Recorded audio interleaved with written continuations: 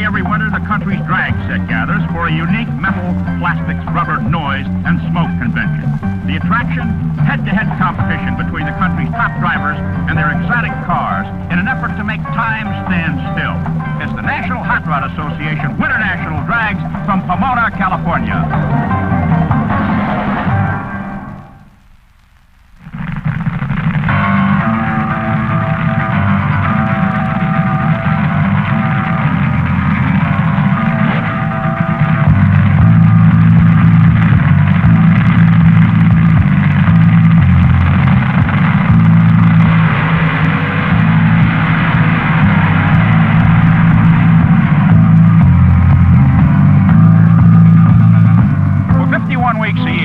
What you're looking at is the huge parking lot of the Los Angeles County Fairgrounds.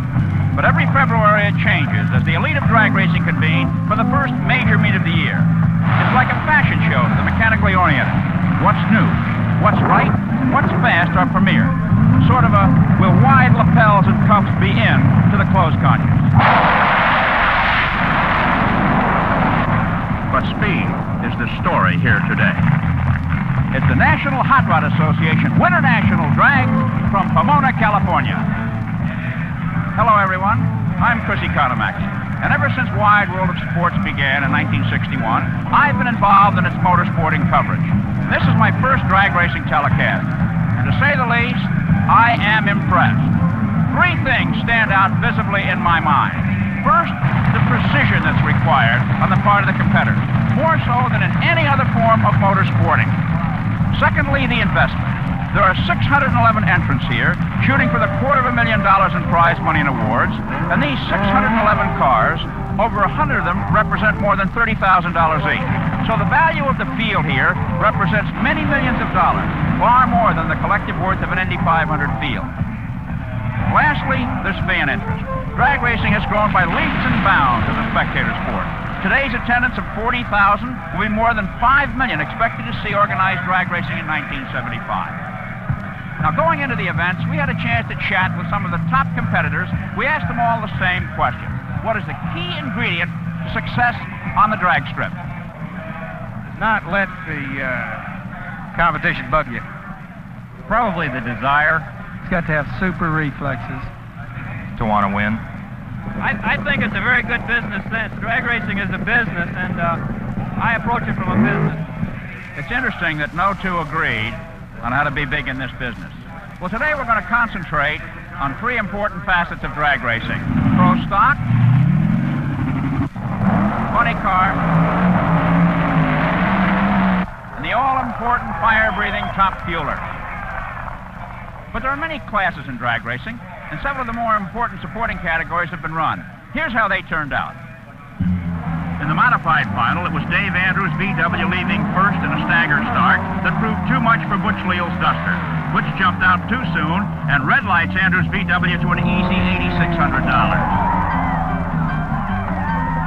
Competition eliminator saw Joe Williams' Allard T Roadster matched up against Bill Featherston's Opel.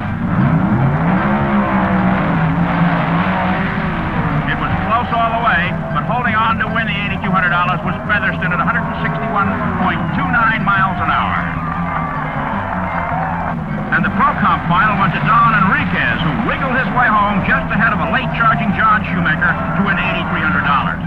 In Superstock, John Tedder's Cuda red-lighted, giving John Lingenfelder's vet an easy $7,500. And the stock final's $4,800 went to Tom Theroux's Camaro when Nick Codria's Firebird got a no-no from the Christmas tree. We start our coverage with the Pro Stock semifinals. Michigan's Dave Canners in a Hornet, Indiana's Bob Clinton in a Mustang. Remember now, the man that gets to the far end of the strip first makes it to the finals where the big money is.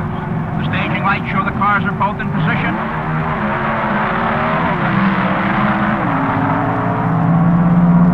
And it's the Indiana boy, Bob Clinton, home first. Let's take another look at the finish. Down the strip they go, this 1,320-foot quarter-mile strip.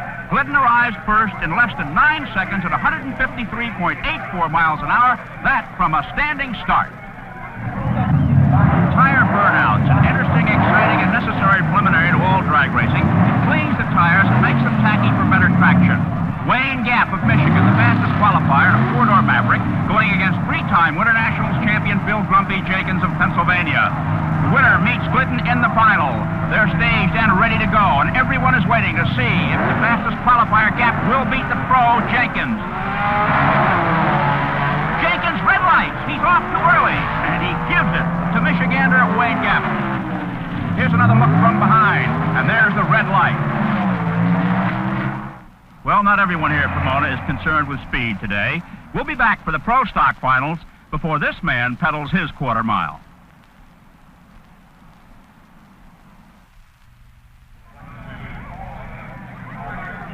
Chrissy Konamaki back at the Winternational Drags in Pomona, California, along with a huge crowd of spectators anxiously awaiting the start of the next event, the pro stock final between Wayne Gap and Bob Glidden. Earlier, we had a chance to chat with both of them. First, Wayne Gap. Wayne, what is different about pro stock dragging, let's say AA or funny car? Well, pro stock is limited by rules. We have to run carburetors, we have to run gasoline. We're limited on displacement. The cars have to weigh so many pounds per cubic inch, so we're pretty well tied down. You might also add that we have to run stock-bodied cars. You have to have sheet metal, doors, windows, and the wheels in the correct place and so forth. What does that mean from a standpoint of being successful? Well, it means that you have to have a scientifically engineered car. The cars are built from the ground up.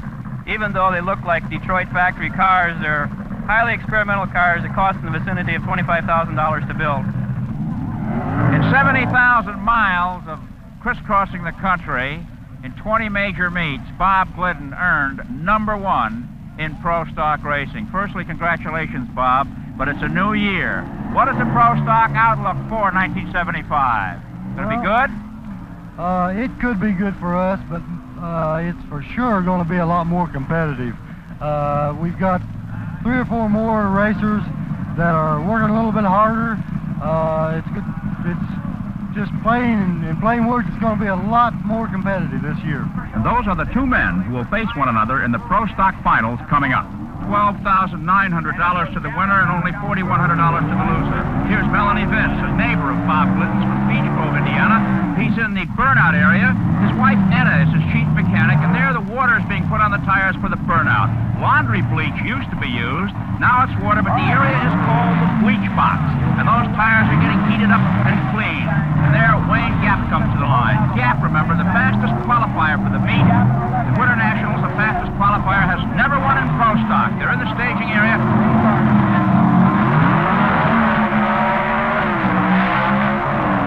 It's Glidden on the inside. Gap in the far lane, and Bob Glidden does it. And there, Melanie is really happy for her Indiana neighbor. Bob Glidden with an 8.79. Gavin Rouse with a quicker 8.17. And an example of how close the competition is, Glidden's speed through the trap, 154.10 miles an hour. He won. He got there first, but it was slower than Gap's at 154.37. And in the elapsed time department, Glidden came home in 8.797 seconds, slower than Gap, 8.781. Why the difference? Bob Glidden got off the line first by a tick of the watch. Now we move to the funny car semifinals. Slingshot dragsters with stock appearing bodies. Weird machines, to say the least, and this one belongs to one of the best in the business. A familiar face to wide world of sports viewers, that of Don Prudhomme, the Snake, winner of the 1974 Nationals in Indianapolis. Don, they tell me that the funny car is the hardest dragster to drive. If so, why? Well, it kind of depends what category you're in when they make that statement. But yeah, I feel as though the funny car is plenty tough to drive. It has a lot shorter wheelbase than the fuel dragster, although they have the same engine in the car. The wheelbase is a lot shorter, and it's a little more touchier to handle. What about the aerodynamic forces acting on the car from the outside?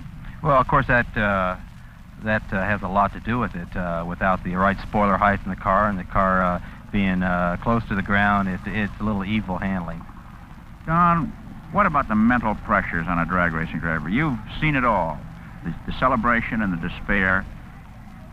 What kind of mental shape must a drag racer be in to do well? Well, it plays on your nerves, I would say, every bit as tough as championship racing, NASCAR racing, all forms of racing. I'm a great fan of Indianapolis racing. I follow it pretty close. And some folks seem to think that's all you do is set in one of these things, go down a quarter of a mile in 6 seconds, it's over with. But to get ready for the race and get your head all set for it in that length of time, it feels like a lifetime, 6 seconds. The world of the big-time drag racer is a succession of eternities. Staging, start, run, and slow down.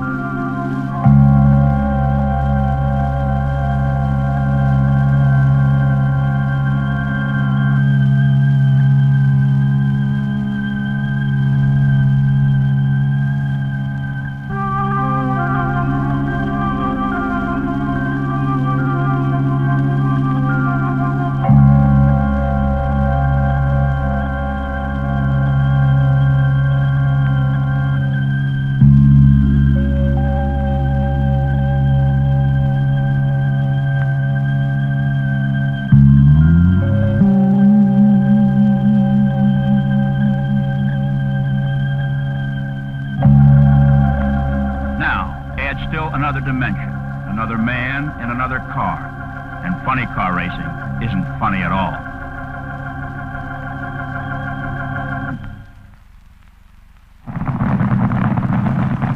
Green Elephant, the car of Mike Miller, a young Mountain Lake Terrace, Washington driver, in the bleach box. And look at that fat, soft rear tire. These tires have 5 to 7 pounds of air pressure in them, kept that way so they get as much bite as possible on the asphalt surface.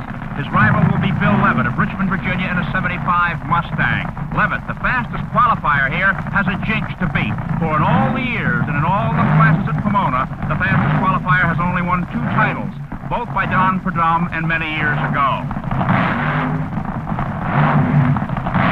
Now in the staging area, the critical staging area. Remember, to win, you must get to the other end first, regardless of time or speed. And staging in this context is very important. The timing light breaks just beyond the staging lamp, a matter of inches. And at this level of competition, it is these few inches that often mean victory or defeat.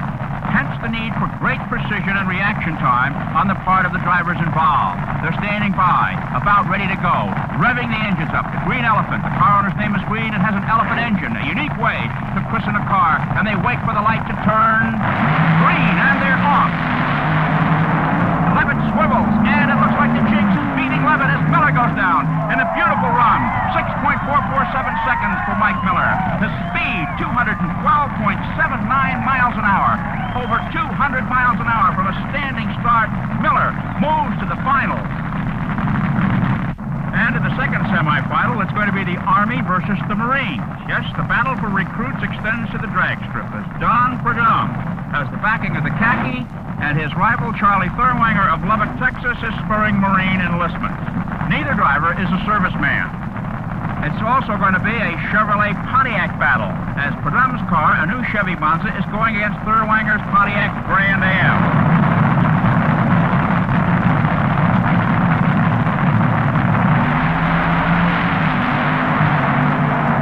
And down the strip, it's Prudhomme, straight as an arrow for the victory.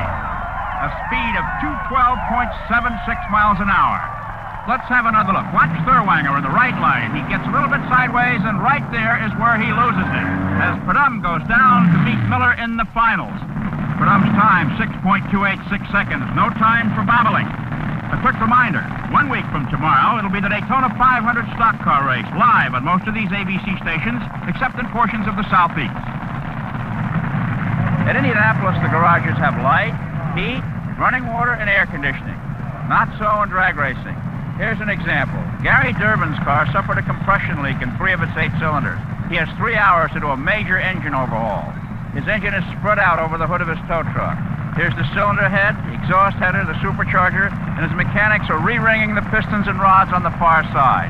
Down here, the car itself, and Gary busy honing the cylinder walls, standing on this parking lot of the fairgrounds here at Pomona. He's under extreme pressure, because if he doesn't finish this work in time, all the work will be for naught. Just an example of what today's drag racer goes through to be competitive. Now let's move over here to the pre-stage area and chat with the fellow who faces Don Prudhomme in the funny car finals. You got a serious look on your face, Mike. Going against Prudhomme, I guess, is probably the toughest guy you could face, huh? He's tough, but I'm not really worried about him. I mean, I feel that if the car's up to snuff, we'll win, and I think it is. And the Snake's just like another guy as far as I'm concerned. Yeah, I'm sure I'm better. I mean, you know, you got to think you're the best or you never are. The face-off between Miller and Perdum in just a moment.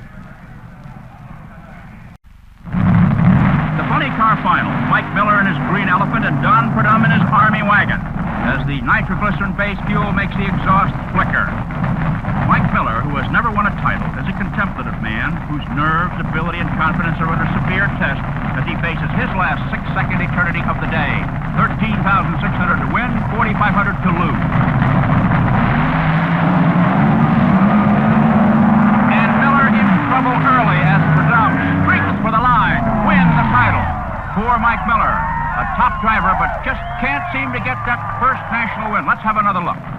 Off the line, Miller's car suddenly veers sideways. He's trying to gain control. He crosses the line. That's a disqualification, but he'd lost the race already as Perdum's car, like it's on rails, pops the chute, and another title for the Snake. Here it is from another angle.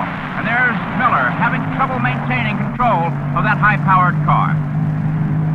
The strike of the Snake, 6.243 seconds, 226.7 miles an hour.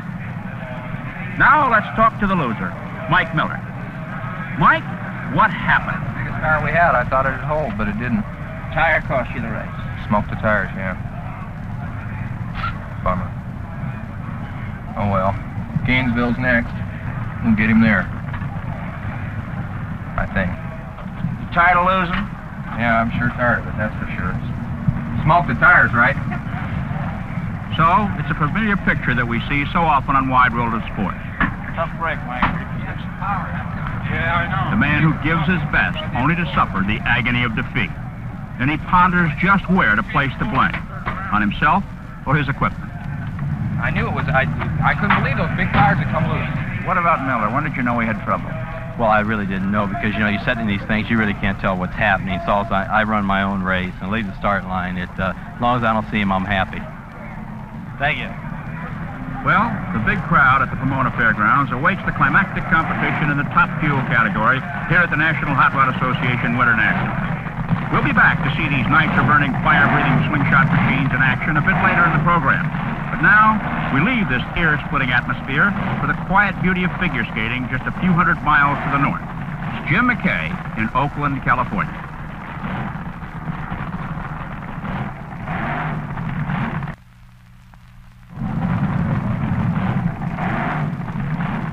Back at Pomona, California for the 1975 Winternational Drag Races. And what an event it has been.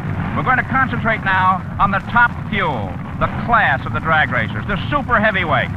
And what an event this will be.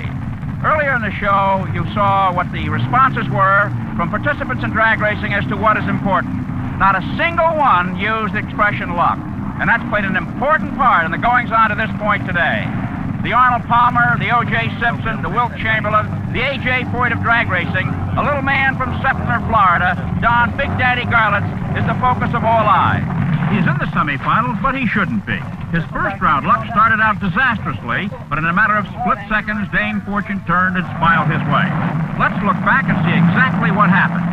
Garlitz, in the near lane, spun his driving wheels and dropped behind as his rival, Don Ewald, got unbelievably sideways and swerved across the center line for an automatic disqualification with a race in the bag, saving the day for Garlitz. Here's another look in stop action of this remarkable incident. Garlitz now in the near lane looking for a record fourth Winternational win, comes off the line okay, but immediately his wheels start to spin on the paving. He has lost the race right here. Meanwhile, his rival Ewald ahead starts across the line after his machine gets sideways. The minute he gets on the yellow line, that's a disqualification, and Garlitz is the winner, though he should have lost it. Here's how he saw it. What happened on the first run? Well, the pair ahead of us, the Kentucky Moonshiner, just completely barfed an engine right on the starting line in his burnout, so the whole right lane was completely covered with oil. Well, the system works. The man with the low ET qualifying gets lane choice. Well, I was racing Ewell, and he had lane choice. So he originally wanted that lane, which was the good lane, the right lane, so then he put me over there, and I was finished. There was nothing I could do. They massaged the track, but the very first guy down the course on a situation like that is out. And sure enough, I did everything I could, and it went out, smoked the tires, and Ewald drove out in front of me about 2 car lengths and then turned right into my lane. And, of course, that's an automatic disqualification. Why do you think he did that? I think he was shook. I think he probably thought that I was right on his heels and he was getting a little out of shape, and instead of lifting and coming back on course, he didn't know where I was at. I was about 2 cars back. If he had lifted, I might have caught him, but he didn't, and of course it's all history now. So Big Daddy went into the quarterfinals against Dick LaHaye. He topped the Michigander with a 6.009 second run to hit 234.37 miles an hour and graduate to the semifinals, which we'll see in just 1 minute.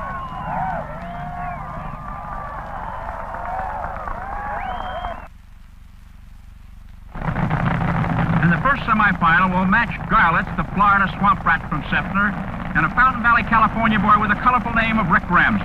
Watch Garlitz's right rear tire. That soft Goodyear has only 5.5 pounds pressure in it. Look at it grow as he burns it off.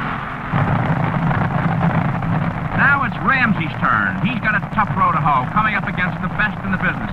Garlitz, a 3-time winner here at Pomona, is looking to make it 4. Now they go to the staging area, the critical part. The 2 left-hand lights set the stage lights. They must be obstructed, and the right-hand light is the one that starts the clock. Now Garlitz is about ready to move into the stage. Ramsey's car, the top of the screen, blocks the lights. He's staged. Now Garlitz is staged, and they wait now for the signal to go. It's Big Daddy, clear and fast, away from Ramsey. Over the line with the parachute pulling him to a soft stop. The clock said 6.192 seconds, his speed, a phenomenal 229 flat to move into the finals. Garlitz is from Florida, but everything on his car except his homemade chassis is produced in California. The second semifinal will match red-bearded Dave Settles of Houma, Louisiana, and Herm Peterson of Poulsboro, Washington. And these are the $30,000 to $50,000 cars, not including their travel rigs. The collective value of the entire field here at Pomona figures to be more than that of an Indy garage area. And as for return on investment, today's purse is $261,350.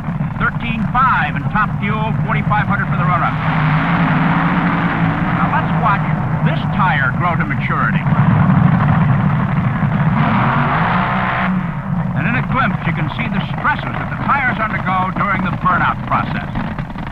This long California day has been an extremely challenging one for the crews and the drivers. First of all, the weather, which started out warm and sunny, has been changing all day long. It's now cool. This means engine change.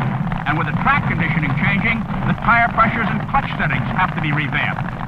Everything must be tailored to the conditions of the moment. Side by side, ready to go. Remember, the winner gets a shot at Garlitz in the final, and it settles. The Cajun gets a shot at Big Daddy. The winning speed, 211.26 miles an hour. Now here's a look at the finish in slow motion. Every power stroke of the engine can be seen pulsing out of the exhaust. Old Redbeard goes against Big Daddy in the finals. We'll see that in a minute.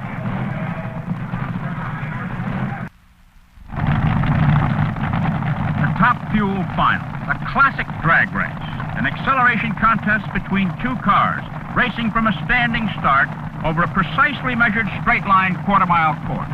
The top men in the business, Don, Big Daddy, Garlitz, and a youngster from Cajun country, Dave Settles of Houma, Louisiana. For drag racing fans who wonder what may become of Gary Beck, was expected to give Garlitz a fit. He had the fastest qualifying time, 5.9, and the top speed, 244.5, but was eliminated in the second round.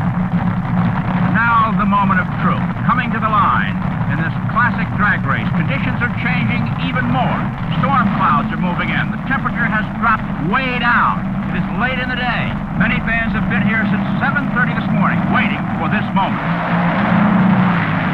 And Settles blows it. He spins his wheels, and Garlitz, his engine smoking, streaks down the line for an unprecedented 4th Winternationals title. And Dave Settles coats along at just over 50 miles an hour. And Big Daddy, Don Garlitz, will have $13,500 to take back to the little town of Sefner, Florida, just outside of Tampa, where he builds his cars and buys his parts from California. Winternational title number 4, Garlitz is the biggest drag racing winner in organized history. Title number 12 in national competition. Let's have another look at that. off the line and immediately settles wheels burn. That's fine in the bleach box, but no good on the strip because the car virtually stands still by drag racing comparison, and the crowd goes wild as Don Garlitz, the swamp rat from Scepter, wins yet another Winter Nationals crown. Going in, the Louisiana youngster said he so badly wanted to beat that old man of 43. 43, that ain't old. Garlitz's winning time, 6.236 seconds. His speed, 223.88 miles an hour. Earlier, I said I hadn't been to a drag race for many years. But after seeing what took place at the Winter Nationals today, I'm hooked again. And there, two of the sport's top stars, Don Purdom, the funny car champion, and Don Garlitz, Big Daddy, winner of the top fuel honors. And this is Chrissy Conamacki saying, so long from Pomona, California. Be sure to be with ABC's Wide World of Sports Sunday version tomorrow as we bring you a highly entertaining acrobatic group from Nationalist China, along with the final qualifying race in the World Series of Auto Racing at 4:30 Eastern, 3:30 Central and Pacific Time over most of these ABC stations. The executive producer of ABC's Wide World of Sports is Rune Arledge. Drag racing produced by Ned Steckel, directed by Lou Volpicelli. Figure skating produced by Doug Wilson, directed by Larry Cam. Barrel jumping produced by Bob Goodrich, directed by Bryce Wiseman. Coordinating producer of ABC's Wide World of Sports is Dennis Lewin. Director of Program Planning, John Martin. Associate Directors, Norm Samet and Ronald Hawkins. Technical Directors, Bob Moore and Dale Sundholm. Stay tuned now, as the Reason Report brings you the story of Patty Hearst, 1 year later, following immediately over most of these ABC stations. Travel arrangements made through and a promotional fee paid by United Airlines. United, offering more wide-body 747 and DC-10 friendships to more cities across your land. The spirit of friendship service. It's catchy.